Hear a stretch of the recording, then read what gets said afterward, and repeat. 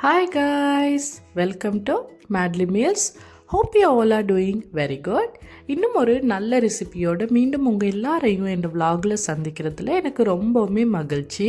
இன்றைக்கி பார்த்திங்கன்னா நான் ஒரு சூப்பரான பஸ்பூசா கேக் ரெசிபி தான் நான் கொண்டு வந்திருக்கேன். இந்த ரெசிபியை பார்க்குறதுக்கு முன்னாடி நம்ம சேனலுக்கு நீங்கள் புதுசாக இருந்தால் மறக்காமல் சப்ஸ்கிரைப் பண்ணி பெல் பட்டனையும் கிளிக் பண்ணிவிடுங்க. அப்போ தான் நான் போடுற வீடியோஸ் எல்லாமே உங்களை வந்து சேரும். ஸோ என்னோட ரிக்வெஸ்ட் என்னென்னா, முடிஞ்ச வர வீடியோவை ஸ்கிப் பண்ணாமல் ஃபுல்லாக பாருங்கள். அப்போ தான் இது சூப்பராக எப்படி செஞ்சு முடிக்கிறதுன்னு எல்லாமே புரியும். இந்த பஸ்பூசா பார்த்திங்கன்னா கைஸ், அரபு நாடுகளே கலக்கும் ஒரு சூப்பரான ஸ்வீட்டு.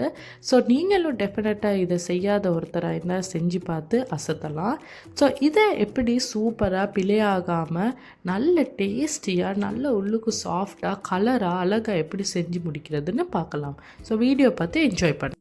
ஸோ அதுக்காக பார்த்திங்கன்னா முதலாவதாக நான் ஒரு 400 கிராம் அளவு சுகர் எடுத்து வச்சிருக்கிறேன். 130 கிராம் அளவு எங்களுக்கு மாவு தேவைப்படும். அதே போல் 170 கிராம் அளவு எங்களுக்கு செமோலினா தேவைப்படும், ரவை. ஸோ நார்மல் பிளெயின் ரவை தான். 4 முட்டை தேவைப்படும். அது கூட பார்த்திங்கன்னா இன்னும் ஒரு 200 கிராம் அளவு சுகர் தேவைப்படும். அது கூட பார்த்திங்கன்னா ஒரு 1 டேபிள் ஸ்பூன் அளவு எங்களுக்கு பேக்கிங் பவுடரும். ஸோ அது கூட பார்த்திங்கன்னா எங்களுக்கு 200 கிராம் அளவு ஆயில் தேவைப்படும். 1 டீஸ்பூன் வெண்ணிலா எசன்ஸ். இந்த வெண்ணிலா பவுடர் எடுத்துட்டிங்க அப்படின்னா 1 டேபிள் ஸ்பூன் அளவு சேர்த்துக்குங்க. 220 ml பிளெயின் யோகட்டும், எங்களுக்கு கொஞ்சம் டெசிகேட்டட் கோகோனட்டும், ஒரு ஃபுல் லெமன் ஜூஸும் எங்களுக்கு தேவைப்படும்.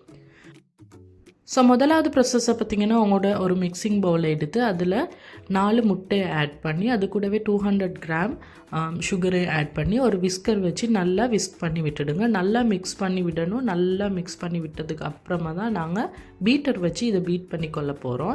ஸோ அதுக்கு முன்னாடி ஒரு தடவை முட்டையும் சுகரையும் முடிஞ்ச வர நல்லா ஒரு தடவை மிக்ஸ் பண்ணி விட்டுட்டிங்கன்னா சீனி வந்து நல்லாவே கரைஞ்சிடும். அப்போ எங்களுக்கு பேக் பண்ணி எடுக்கும்போது சூப்பராக டேஸ்டியாக வரும்.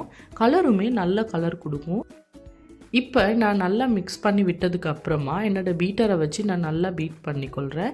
இதை ஒரு 2 to 3 மினிட்ஸ் 2 மினிட்ஸ் ஓகே தான். இதை நல்லா பீட் பண்ணிக்கோங்க. இதுக்கு இன்னும் கொஞ்சம் பேர்ல் கலரில் வரணும். அது வரைக்கும் நல்லா பீட் பண்ணி விட்டுடுங்க. அப்போ தான் நல்லா சாஃப்டாக உள்ளுக்கு நல்ல கேக் மாதிரி நல்லா சாஃப்டாக வரும் அப்படி செஞ்சிங்கன்னா. ஸோ நல்லா பீட் பண்ணி விட்டதுக்கு அப்புறமா உங்களோட யோகர்ட்டை ஆட் பண்ணிக்கோங்க. பிளெயின் யோகர்ட் எடுத்துக்கோங்க. ஆனால் ஃபுல் ஃபேட் உள்ளதாக எடுத்துக்கிட்டிங்கன்னா ரொம்பவுமே டேஸ்டியாக இருக்கும். ஸோ 1 கப் அளவு, அதாவது 220 ml அளவு அதோடு சேர்த்துக்குங்க. சேர்த்து அதையுமே நல்லா பீட் பண்ணி விட்டுடுங்க.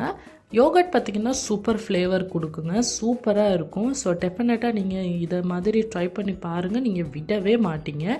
அதுக்கப்புறமா பீட் பண்ணி விட்டதுக்கப்புறமா உங்களோட ஸ்பெக்சுலா வச்சு நல்லா ஒரு தடவை மிக்ஸ் பண்ணிக்கோங்க. ஏன்னா இந்த இன்க்ரீடியன்ட்ஸ் எல்லாம் நல்லா மிக்ஸ் ஆகி இருக்கணும். சம்டைம் பீட்டரால் அங்கங்கே படாமல் இருக்கும், ஒழுங்காக அடிப்படாமல் இருக்கும். அதனால் ஒரு ஸ்பெக்சுலா வச்சு நல்லா மிக்ஸ் பண்ணி விட்டுடுங்க. அதுக்கப்புறமா பார்த்திங்கன்னா உங்களோட ஆயிலு ஒரு கையால் அடிச்சுக்கிட்டே ஒரு கையால் உங்களோட ஆயிலை ஊற்றி நல்லா அடிச்சுக்குங்க. இது ஒரு மெத்தடுங்க. அப்போ தான் இது சூப்பராக வரும். ஸோ ஒரே அடிக்கு ஊற்றிடாமல் கொஞ்சம் கொஞ்சமாக ஊற்றிக்கிட்டே ஒரு சைடால் அடிச்சுக்கிட்டு வந்தீங்கன்னா ரொம்ப சூப்பராக வரும். சூப்பர் சாஃப்டாக இருக்கும். அதையுமே நல்லா ஊற்றினதுக்கப்புறமா நல்லா ஸ்பெக்சுலா வச்சு மறுபடியும் நல்லா மிக்ஸ் பண்ணி விட்டுடுங்க. நல்லா மிக்ஸ் பண்ணி விட்டதுக்கு அப்புறமா என்ன பண்ண போகிறீங்கன்னா உங்களோட மாவு 130 கிராம் எடுத்து வச்சோம் இல்லையா, அதில் உங்களோட பேக்கிங் பவுடரை போட்டு நல்லா ஒரு தடவை மிக்ஸ் பண்ணிக்கோங்க. இது உங்களோட மாவை நல்லா ஆக்டிவ் பண்ணி விட்டுடும். நாங்கள் பட்டர் கேக்கில் சொன்ன மாதிரி தான் மாவு ஆல்ரெடி நல்லா ஆக்டிவாகி இருக்கும். இந்த மாதிரி ஒரு ப்ராசஸை நீங்கள் செஞ்சீங்க அப்படின்னா. ஸோ இதை மிக்ஸ் பண்ணி வச்சதுக்கு அப்புறமா இன்னொரு தடவை ஒரு ஃபைனல் டச்சாக ஒரு லைட்டாக ஒரு பீட் ஒன்று கொடுத்துட்டு இது கூட உங்களோட வெண்ணிலா சுகரை ஆட் பண்ணிக்கோங்க. வெண்ணிலா சுகர் கிடச்சிச்சின்னா நீங்கள் ஆட் பண்ணிக்கோங்க ஒரு 1 டேபிள் ஸ்பூன் அளவு. அப்படி இல்லை அப்படிங்கிற பட்சத்தில் ஒரு 1 டீஸ்பூன் அளவு வெண்ணிலா சேர்த்துக்கோங்க. அது கூடவே உங்களோட ரவை, அதுக்கப்புறம் நாங்கள் மிக்ஸ் பண்ணி வச்ச மாவு அதையுமே சேர்த்து நல்லா பீட் பண்ணி விட்டுடுங்க. இந்த இடத்துல நீங்கள் மிக்ஸ் பண்ணணும், ஸ்பூனால் ஸ்பெக்சுலாவால் மிக்ஸ் பண்ணணும் அவசியம் இல்லை. நீங்கள் நல்லா ஒரு தடவை பீட்டராலே நல்லா மிக்ஸ் பண்ணி விட்டுட்டீங்க, நல்லா பீட் பண்ணி விட்டுட்டீங்க அப்படின்னா போதுமானதாக இருக்கும்.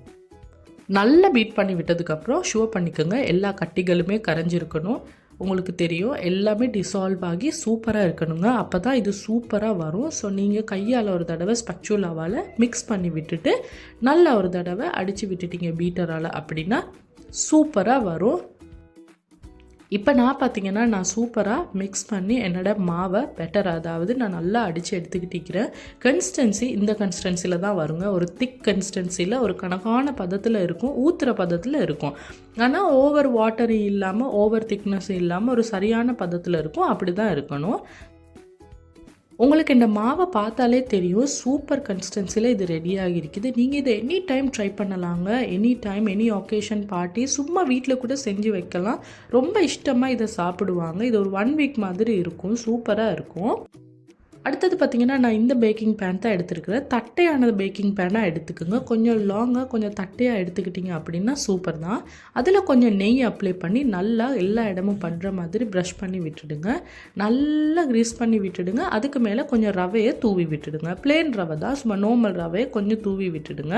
தூவி விட்டதுக்கப்புறமா உங்களோட பெட்டரை அதில் ஆட் பண்ணி நல்லா எல்லா இடமும் படுற மாதிரி உங்களோட ஸ்பெச்சுலாவாலேயோ அப்படி இல்லாட்டி உங்களோட நீட்டர் ஷேப்பராலேயோ நல்ல எல்லா இடமும் படுற மாதிரி அழகாக ப்ளேனாக க்ளீன் பண்ணி அழகாக நீட் பண்ணி விட்டுடுங்க.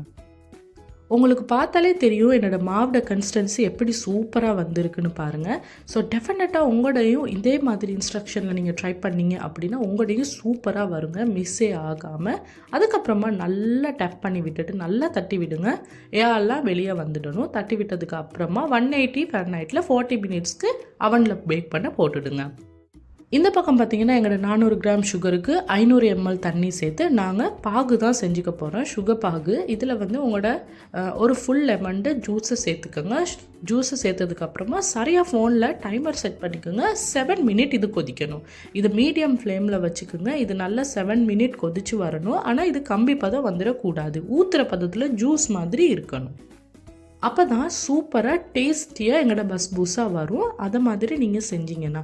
ஸோ சுகரை நீங்கள் மீடியம் ஃப்ளேமில் வச்சுட்டு நீங்கள் டைமரை செட் பண்ணிக்கோங்க 7 மினிட்க்கு. 7 மினிட்டில் இது நல்லா கொதிச்சு இப்படி ரெடியாக இருக்கும். ஸோ பாருங்கள், எங்களோட பஸ்பூஸாவை நாங்கள் பேக் பண்ணி எடுத்துட்டோம். பார்க்கவே சூப்பராக இருக்குல்ல, கேக் மாதிரி சூப்பராக இருக்குங்க. ஒட்டியெல்லாம் படுதில்லை, மேலே ஒரு ஸ்டிக்கி தன்மை இல்லாமல் சூப்பராக இருக்குது. இப்போ இந்த கட்டத்தில் உங்களோட சுகர் பாகு வந்து கொஞ்சமாக ஆறி ரெடியாக இருக்கும். அதை நல்ல ஒரு ஜொக்குலையோ இல்லை ஒரு கப்லையோ ஊற்றி இந்த மாதிரி அழகாக மேலே ஊற்றி விட்டுடுங்க. அது என்ன பண்ணுன்னா செமோலினா இருக்கு இல்லையா, ரவை, அது அழகாக இதை உறிஞ்சி எடுத்துருங்க. அதுதான் சூப்பர் ஜூஸி டேஸ்ட் கொடுக்குங்க. டெஃபினட்டாக ட்ரை பண்ணி பாருங்கள். இது ஒரு அல்டிமேட்டான டிஷ்ஷு. அரப் ஆட்கள் எல்லாம் இதெல்லாம் இல்லாமல் இருக்கவே மாட்டாங்க. Any party, any occasion, Ramadan, Iftar எல்லாத்துக்குமே இதை கண்டிப்பாக அவங்க செய்வாங்க. அடுத்தது பார்த்திங்கன்னா ஒரு முக்கியமான குறிப்பு தான், ஊற்றி கொஞ்சம் வெயிட் பண்ணி அடுத்ததை ஊற்றுங்க. அதுக்கப்புறம் மறுபடியும் ஊற்றுங்க. ஒரே அடிக்கு எல்லாம் ஊற்றிடக்கூடாது. அது ஒப்சர்வ் பண்ணுறதுக்கு அதுக்கு நாங்கள் டைம் கொடுக்கணும். ஸோ பஸ்பூஸா கொஞ்சம் கொஞ்சமாக தான் இழுக்கும். ஸோ நீங்கள் ஃபியூ செகண்ட்ஸ் வெயிட் பண்ணி ஊற்றுனீங்க அப்படின்னா உங்களுக்கு அது பார்த்தாலே தெரியும். இப்போ என்னோடய வீடியோலையும் பார்த்தா தெரியும், அது மொல்ல தான் அதை இழுத்து எடுக்கும். ஸோ நல்லா உறிஞ்சி எடுத்ததுக்கப்புறமா கம்ப்ளீட்டாக மேலே ட்ரை மாதிரி ஆகினதுக்கப்புறமா நீங்கள் அழகாக பீஸ் போட்டுக்கலாம். பீஸ் போட்டதுக்கு அப்புறமா நீங்கள் இதை எப்படி வேணாலும் டெக்கரேட் பண்ணிக்கலாம். மேலே ஆமன் வச்சுக்கலாம், கஜு வச்சுக்கலாம், சும்மாவும் விடலாம். உங்களுக்கு அழகாக இப்போ நான் காட்டி கொடுக்குற மாதிரி உங்களுக்கு டெசிகேட்டட் கோகோனட் இருக்கு இல்லையா, அதை கூட கொஞ்சம் மேலே அழகுக்கு கொஞ்சமாக தூவி விட்டுடலாம். அதுவும் சூப்பரான ஃப்ளேவர் கொடுக்கும். நான் இன்றைக்கி இந்த மாதிரி டெசிகேட்டட் கோகோனட் வச்சு தான் அழகாக டெக்கரேட் பண்ணிக்கிறேன். நீங்கள் உங்களுக்கு பிடிச்ச மாதிரி அழகாக டெக்கரேட் பண்ணிக்கலாம். உங்களுக்கு டெக்கரேட் பண்ண வேண்டான்னு இஷ்டப்பட்டீங்கன்னா பண்ணாமலும் விடலாம். ஸோ டெஃபினட்டாக நீங்கள் இந்த பஸ்பூஸாவை ட்ரை பண்ணி பாருங்கள் மறக்காமல். அதே போல் ட்ரை பண்ணி பார்த்துட்டு எனக்கு கீழே கமெண்ட்டில் சொல்லுங்கள் இது எப்படி வந்துச்சுன்னு, இது பெஸ்ட்டாக எப்படி வந்துச்சு அப்படின்னு. ஸோ புதுசாக ட்ரை பண்ணுறதுல எங்களை அடிச்சுக்கொள்றதுக்கு யாருங்க இருக்கா? வீட்டில் இருக்கிற இல்லத்தரசிங்கள்லாம் நாங்கள் தான் ட்ரை பண்ணி கொடுக்கணும் எங்களோட குழந்தைங்களுக்கு இல்லையா? ஸோ அதில் ஒரு கிடைக்கிற சந்தோஷமே தனி தாங்க. நாங்கள் செஞ்சு கொடுப்போம், அவங்க சந்தோஷமாக சாப்பிட்டு அது நல்லா இருக்குன்னு சொல்லும்போது பட்ட கஷ்டமெல்லாம் கண்ணுக்கு முன்னுக்கு வரவே ஆகுது. ஸோ டெஃபினட்டாக நீங்கள் இதை ட்ரை பண்ணாத ஒரு ஆளாக இருந்தால் கண்டிப்பாக ட்ரை பண்ணுங்கள். பிள்ளைங்களுக்கும் செஞ்சு கொடுங்க. இந்த சுகர் லெவல் வந்து பார்க்குறதுக்கு கூட மாதிரி இருக்கும், ஆனால் அது கணக்கான சுகர் பதத்தில் தான் இருக்கும். ஆல்மோஸ்ட் பட்டர் கேக் மாதிரி இருக்குங்க, சூப்பராக வரும். ஸோ நீங்கள் மறக்காமல் இந்த ரெசிபியை ட்ரை பண்ணி பார்த்துட்டு எனக்கு கீழே கமெண்ட்டில் சொல்லுங்கள். ஸோ இந்த தடவை உங்களுக்கு இந்த பஸ்பூசா மிஸ்ஸே ஆகக்கூடாது. இதுக்கு முன்னுக்கு நீங்கள் ட்ரை பண்ணியிருக்கிறீங்க அப்படின்னா இது பிழையாக வந்துடுச்சு, ஒழுங்காக சோக் ஆகலை, சுகர் சிரப் அப்படி என்ன பிரச்சனைகள் இருக்குது அப்படின்னா நீங்கள் இந்த மெத்தடை கண்டிப்பாக ட்ரை பண்ணி பாருங்கள். உங்களுக்கு இது பிழையே ஆகாது கைஸ். ஸோ டெஃபினட்டாக நீங்கள் வீட்டில் செஞ்சு இதை கண்டிப்பாக அசத்துவீங்கன்னு நான் கண்டிப்பாக நம்புகிறேன். ஸோ இந்த தடவை இதை செஞ்சு கொடுத்துட்டு பாராட்டும் நீங்கள் வாங்குவீங்கன்னு நான் கண்டிப்பாக நினைக்கிறேன். ஸோ இந்த வீடியோவிலேருந்து இந்த தடவை நீங்கள் ஒரு யூஸ்ஃபுல்லான டிப் எடுத்திருப்பீங்கன்னு நான் கண்டிப்பாக நம்புகிறேன். ஸோ இதே போல் இன்னும் நிறைய ரெசிபீஸ் நிறைய நல்ல வீடியோஸ் நான் உங்களுக்காக ஃப்யூச்சரில் கொண்டு வருவேன். ஸோ மறக்காமல் நீங்களும் சப்ஸ்கிரைப் பண்ணி பெல் பட்டனை கிளிக் பண்ணிவிடுங்க for more recipes and videos. இதே போல் இன்னும் ஒரு நல்ல வீடியோவுடன் நல்ல ரெசிபியுடன் நான் உங்களை சந்திக்கும் வரை until then take care, bye by.